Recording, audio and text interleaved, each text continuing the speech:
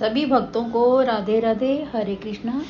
भक्तों, आप और हम श्रीमद् भगवत महापुराण की पठन और श्रवण की यात्रा करते करते तीसरे स्कंद पर पहुंच गए हैं। तो चलिए शुरू करते हैं तीसरा स्कंद, प्रथम अध्याय। परीक्षित जी कहते हैं कि हे प्रभु, भगवान मैत्रेय और विदुर जी का सत्संग कहाँ हुआ और किस समय संवाद हुआ, सो हमसे कहिए। सुखदेव जी बोले, हे राजन, जिस समय राज्य मांगने पर भी धृतराष्ट्र ने उसका हिस्सा नहीं दिया और जिस श्री कृष्ण के सभा के बीच कहे वचनों को राजा धृतराष्ट्र ने नहीं माना, जिस समय धृतराष्ट्र ने अपने घर विदुर जी को सम्मति पूछने को बुलाया, तब जो सम्मति विदुर जी ने प्रकट की, उन वाक्यों को आजकल विदुर नीति के नाम से जाना जाता है। विदुर जी ने कहा कि युधिष्ठिर के भाग को तुम दे दो, पांडवों के पक्ष पर श्री कृष्ण भगवान हैं। विदुर जी के नीति वचन सुनकर दुर्योधन के होंठ फड़कने लगे और कर्ण, दुशासन, शकुनी सहित दुर्योधन ने विदुर जी का अनादर करके कहा, इस कपटी को यहाँ किसने बुलाया है? यह दासी पुत्र हमारे टुकड़े से पला हुआ है और हमारे विरुद्ध होकर हमारे शत्रुओं की कुशल चाहता है। इस अमंगलिक को हस्तिनापुर से बाहर निकाल दो, ये हमारे पास रखने योग्य नहीं है। दुर्योधन आदि के ऐसे कठोर वचनों से बंधित होकर विदुर जी ने उनके कहे को सुनकर मन में किंचित भी व्यथा नहीं मानी। अपनी धनुष को द्वार पर रखकर घर छोड़ तीर्थ यात्रा को चल दिए। जहाँ जहाँ ब्रह्मा, शिव आदि अनेक रूप करके पृथ्वी पर अनेक स्थानों में सहस्त्र मूर्ति भगवान विराजमान है, तहाँ तीर्थ नाम से प्रसिद्ध जो स्थान है, उन सबों में महात्मा विदुर जी विचरने लगे। इस प्रकार घूमते हुए विदुर जी प्रभास क्षेत्र में पहुँचे। प्रभास क्षेत्र में सरस्वती के समीप 11 तीर्थ हैं। ब्रह्मा, विष्णु, शुक्राचार्य मंदिर, मनुस्थान, पृथु भवन, अग्निकुंड तथा असित देवल ऋषि का स्थान, वायु स्थान, सुदास का तीर्थ, गौशाला, स्वामी कार्तिक का मंदिर, श्राद्ध देव, मनुसभा, इन सब स्थानों में विदुर जी कुछ दिन रहे। अनंतर यमुना जी के समीप आए तथा श्री कृष्ण का वैकुंठ गमन देखकर उद्धव जी आए थे, सो दोनों का समागम हुआ। उद्धव जी को विदुर जी बड़े प्रेम से हृदय लगाकर मिले और श्री कृष्ण के कुटुंब व अपने बंधुजनों की कुशलता पूछी। विदुर जी ने पूछा, ब्रह्मा की सेवा से प्रसन्न हो जिसने अवतार लिया, ऐसे श्री कृष्ण तथा बलराम पृथ्वी के भार का हरण करके कुशल पूर्वक हैं। हमारे परम मित्र पूजनीय श्री वासुदेव जी, प्रद्युम्न जी, सात्वत, वृक्ष भोज, दाशासक महाराज, उग्रसेन जी, साम जी, सात्यकी, श्री अक्रूर जी, देवकी, अनिरुद्ध जी, सत्यभामा के पुत्र चारुदेशन गण आदि तो कुशल हैं। क्या धर्म की रक्षा धर्मावतार युधिष्ठिर जी करते हैं, जिसके चरण की धमक रणभूमि नहीं सह सकती, ऐसे भीमसेन तो कुशल हैं। गांडीव धनुषधारी अर्जुन जी प्रसन्न हैं और माद्री के पुत्र सुखी तो हैं। अहो, कुंती की कुशल तो क्या पूछें, जो अपने प्राणपति राजश्री पांडु के बिना केवल पुत्रों की रक्षा के निमित्त जीती है। हे उद्धव, धृतराष्ट्र का हमको बड़ा शौक है कि वह नरक में गिरेगा, जिसने मरे हुए अपने भाई पांडु से द्रोह किया और अपने पुत्रों के अधीन होकर मुझको भी नगर से निकाल दिया। मैं तो हरि की कृपा से अपने रूप को छिपाकर पृथ्वी पर विचर रहा हूँ। हे सखे, शरणागत आए हुए संपूर्ण लोकपालों व अपनी आज्ञा में स्थित जनों के अर्थ यदुवंश में जन्म लिया और तीर्थ रूप पवित्र कीर्ति है, जिनकी ऐसे श्री कृष्ण चंद्र भगवान की कृपा कर वार्ता कहो। स्कंद तीसरा, अध्याय दूसरा। उद्धव द्वारा भगवान का बाल चरित्र वर्णन। श्री सुखदेव जी कहने लगे, श्री कृष्ण के विरह का स्मरण करके गदगद कंठ हो जाने से उद्धव जी कुछ उत्तर न दे सके। नेत्रों को पोंछकर उद्धव जी बोले, कृष्ण रूप सूर्य अस्त होने पर काल रूप अजगर से ग्रसे हुए शोभाहीन यादवों के ग्रहों की मैं क्या कुशल कहूँ। यह लोक मंद भाग्य है और यादव तो बड़े ही भाग्यहीन हैं। खेद की बात है कि जिस पूतना ने विष अपने स्तनों में लगाकर मारने की इच्छा से दूध पिलाया, उस दुष्टा को भी यशोदा मैया के समान जान उत्तम गति दी। मैं बैर भाव से श्री कृष्ण में अपना मन लगाने वाले असुरों को भी परम भागवत मानता हूँ, जो संग्राम में गरुड़ पर चढ़े हुए सुदर्शन चक्रधारी भगवान का दर्शन करते हुए परम धाम को गए। कंस के भेजे हुए राक्षसों को लीला मात्र से ऐसे नष्ट कर दिया जैसे मिट्टी के खिलौनों को बालक तोड़ देते हैं। विषपान से मरे हुए गोप और गौओं को जिवाया। काली दह में जाकर कालिया नाग को नाथ कर यमुना जल को निर्मल किया। प्रभु जी ने नंद जी से गौओं की पूजा के अर्थ अनेक सामग्री सहित गोवर्धन पर्वत पुजवाया। इंद्र से ब्रज की रक्षा की। शरद पूर्णिमा की सुंदर रात्रियों में गोपियों के साथ रास लीला की। स्कंध तीसरा, अध्याय तीसरा। श्री कृष्ण द्वारा कंसवध और माता पिता का उद्धार। उद्धव जी ने कहा, श्री कृष्ण ने बलदेव सहित मथुरा में आकर अपने पिता को छुड़ाने की इच्छा से रणभूमि में जो जाकर कंस को संहारा। राजा भीष्मक की कन्या रुक्मिणी जी का हरण किया।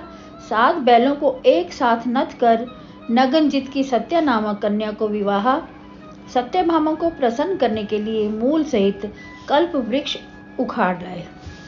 भौमासुर को मार डाला और हरण करके लाई हुई 16,100 राजकन्याओं का पाणी ग्रहण किया।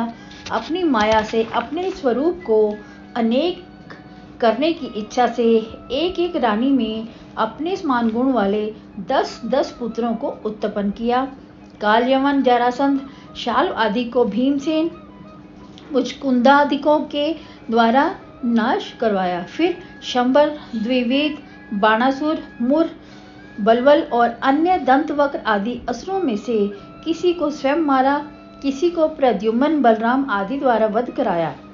तुम्हारे भाई धृतराष्ट्र और पांडु के पक्षपाती राजाओं की सेना को कुरुक्षेत्र की भूमि में दुर्योधन सहित नाश किया। श्री कृष्ण ने युधिष्ठिर से अश्वमेध यज्ञ कराए, सांख्या शास्त्र में चित्त लगाया, आसक्ति रहित होकर विषयों के धर्म कर्म का सेवन किया। सुंदर, स्नेहयुक्त और अमृतमयी वाणी से इस लोक तथा उस लोक को आनंदित करके यादवों को अतिशय रमण कराते आप भी सहस्त्रों स्त्रियों के साथ आनंद पूर्वक विहार करते रहे। बहुत वर्षों तक रमण करते हुए भगवान को गृहस्थ आश्रम में वैराग्य उत्पन्न हुआ। एक समय भगवान की इच्छा से यदुवंशियों के बालकों ने खेल करते करते मुनि की हंसी करी। तब दुर्वासादि मुनियों ने कोप करके श्राप दिया। कुछ महीने व्यतीत होने पर यादव दैव से विमोहित हो प्रभास क्षेत्र गए। वहां स्नान करके उसी के जल में पितृदेव और ऋषियों का तर्पण किया। तदंतर ब्राह्मणों को बहुत दान दिए। स्कंध तीसरा, अध्याय चौथा। विदुर का मैत्रेय के पास जाना। उद्धव जी कहने लगे, यादव ब्राह्मणों से आज्ञा ले भोजन कर और वारुणी पीकर आपस में गाली देने लगे। सूर्यास्त के समय परस्पर युद्ध होने लगा। मुनि की शाप अग्नि से वे यादव परस्पर लड़कर नष्ट हो गए। श्री कृष्ण अपनी योग माया की गति को देखकर सरस्वती नदी में आचमन करके एक पीपल के वृक्ष की जड़ में विराजमान हुए और हमसे कहा कि तुम बदरिकाश्रम जाओ। उस समय परम भगवान मैत्रेय जी लोक में विचरते विचरते वहां आ पहुंचे। तब मैत्रेय को आया हुआ देखकर श्री कृष्ण मुझसे बोले, हे साधो, हमारी कृपा से यह तुम्हारा अंतिम जन्म है, अब आगे पुनर्जन्म नहीं होगा। फिर अपनी भक्ति का उपदेश दिया। तब मुझे आत्म तत्व का ज्ञान हुआ। इस प्रकार उद्धव जी के मुख से अपने सहेत बांधवों का दुसह वध सुनकर विदुर जी शोक से संतप्त हो गए। पीछे अपने ज्ञान से उस शोक को शांत किया। श्री कृष्ण के परिवार का विध्वंस सुनकर विदुर जी उद्धव को बद्रिकाश्रम को जाता देख उनसे बोले, हे उद्धव, परम ज्ञान जो योगेश्वर कृष्ण ने तुमसे कहा वह ज्ञान तुम हमसे कहो। यह सुन उद्धव जी बोले, हे विदुर, यदि तुम उस तत्व को जानना चाहते हो तो मैत्रेय का ही आराधन करो, वही तुमको उपदेश करेंगे और मेरे समक्ष तुम्हारे लिए ज्ञान उपदेश करने को भगवान ने मैत्रेय को आज्ञा भी दी थी। श्री सुखदेव जी बोले, उद्धव जी ने उस रात्रि यमुना जी के किनारे निवास किया। प्रातः वहां से उद्धव जी बद्रिकाश्रम को चले गए। इतनी कथा सुन परीक्षित बोले, जब ब्रह्म शाप से यदुवंशियों में मुख्य सब नष्ट हो गए और तीनों लोक के स्वामी हरि भगवान ने भी इसी शाप के कारण से शरीर छोड़ दिया, तो फिर उद्धव जी कैसे बचे रहे। यह सुन श्री सुखदेव जी बोले, श्री कृष्ण ने अपने कुल का संहार करा। तन त्यागने के समय विचार किया, जब मैं इस लोक से चला जाऊंगा तो उद्धव ही इस ज्ञान को धारण कर सकता है, क्योंकि उद्धव सब प्रकार से हमारे ही समान है। इसलिए उद्धव ज्ञान का उपदेश करता हुआ यहीं रहेगा। हे कुरुश्रेष्ठ, विदुर जी ने जब विचारा कि प्रभु ने निज धाम पधारते समय मन से मेरा स्मरण किया, तब प्रेम से विवल होकर वे रोने लगे। हे राजन, उद्धव जी के जाने के पश्चात विदुर जी गंगा जी के तट पर पहुंचे, जहां मैत्रेय मुनि विराजमान थे। स्कंद तीसरा, अध्याय 5वां। मैत्रेय जी द्वारा भगवान की लीला का वर्णन। श्री सुखदेव जी कहने लगे, हे राजन, विदुर जी ने हरिद्वार में जाकर श्री मैत्रेय ऋषि को प्रणाम कर उनसे पूछा, संपूर्ण लोक सुख के लिए अनेक कर्म करता है, परंतु उन कर्मों से न तो सुख मिलता है और न ही दुख की निवृत्ति होती है। इसलिए जो करने योग्य उपाय है सो आप हमसे कहिए। भगवान अवतार धारण करके जिन कर्मों को करते हैं वे मुझसे कहिए। तब मैत्रेय जी बोले, हे विदुर, संसार के जीवों पर अनुग्रह कर तुमने बहुत अच्छा प्रश्न किया। मांडव मुनि के शाप से तुम यम भुजिष्या दासी में व्यास जी के वीर्य से उत्पन्न हुए हो। हे विदुर, अब मैं उत्पत्ति, स्थिति और संहार का वर्णन तुम्हारे आगे करता हूँ। इस जगत की रचना के पूर्व भगवान एक ही था। दृष्टा या दृश्य जो कुछ भी था सो वही था। जब भगवान ने कुछ नहीं देखा, तब इच्छा हुई कि अनेक रूप होकर अपने को देखें। परमात्मा की जो कि अनेक रूप होकर अपने को देखें, परमात्मा की जो कारण रूपिणी महाशक्ति है, उसी का नाम माया है। उस माया से परमात्मा ने सृष्टि को रचा। माया में अपना अंश धारण करके परमात्मा ने चिताभास रूप वीर्य धारण किया। उस माया से महतत्व उत्पन्न हुआ। वो महतत्व अज्ञान का नाश करने वाला और विज्ञान स्वरूप आत्मा है। उसने अपने शरीर में विश्व को प्रकट किया। सो महतत्व भी चिदाभास गुण काल के अधीन होकर भगवान के सन्मुख होकर अपनी आत्मा का रूपांतर करने लगा। जब महतत्व विकार को प्राप्त हुआ, तब उसमें अहंकार उत्पन्न हुआ, जो कार्य कारण करता पंचभूत इंद्रिय मनोमय रूप हुआ। अहंकार वैकारिक तेजस तामस भेदों से 3 प्रकार का हुआ। वैकारिक अहंकार से ज्ञानेंद्रियां उत्पन्न हुई और तामस अहंकार से शब्द उत्पन्न हुआ। शब्द से आकाश उत्पन्न हुआ। आकाश को ब्रह्मा का स्वरूप कहते हैं। आकाश से स्पर्श उत्पन्न हुआ। स्पर्श के विकार से वायु उत्पन्न हुआ। जब वायु विकार को प्राप्त हुआ, तब रूप तन्मात्रा का प्रादुर्भाव हुआ, जो ज्योतिर्लोक की नेत्र रूप है। पवन सहित ज्योति जब विकार को प्राप्त हुई, तब रस में जल उत्पन्न हुआ।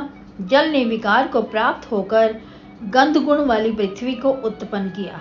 हे विदुर, आकाश आदि 5 महाभूतों में जो प्रवर अधर हैं, उनके गुणों को जानो।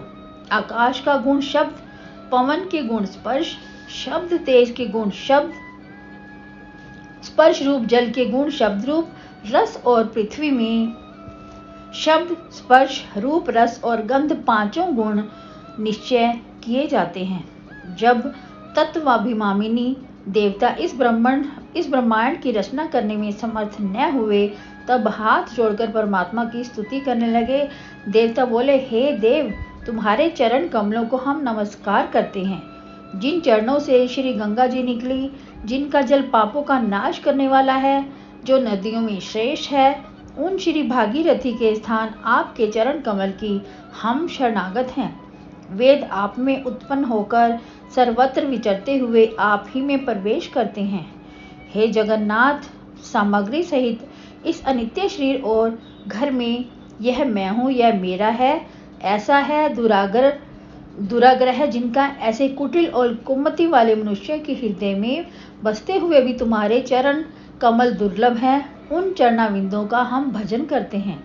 हे आदि पुरुष, लोकों की रचना के अर्थ आपने सत्यवादी गुणों से हम लोगों को रचा है, सो हम सब पृथक होने के कारण ब्रह्मांड रचने में समर्थ नहीं हैं। आप हमको अपनी शक्ति और ज्ञान दीजिए, जिससे हम संसार रचने में समर्थ हों।